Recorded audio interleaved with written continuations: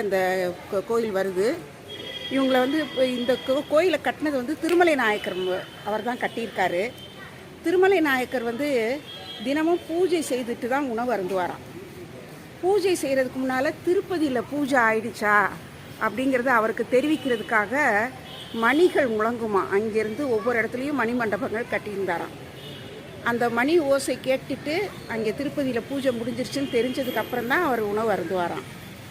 ஒரு நாள் வந்து அங்கே மணி சத்தம் கேட்காதனால அவர் வந்து என்ன கேட்கலைன்னு சொல்லி வந்திருக்கிறாரு.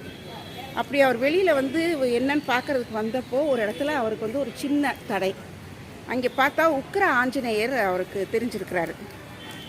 அந்த உக்கிர ஆஞ்சநேயரை பார்த்துட்டு இருக்கிறப்போவே அவருக்கு வந்து வெங்கடேச பெருமாள் வந்து பிரசன்னமாகி காட்சி கொடுத்துருக்கிறாரு. அப்போது அவர் வந்து இந்த பிரசன்ன வெங்கடேச பெருமாளுக்கு இங்கே கோயில் கட்டணும்னு சொல்லி திருமலை நாயக்கரால் கட்டப்பட்ட கோயில் தான் இது. அற்புதமான கோயில். நம்ம இங்கே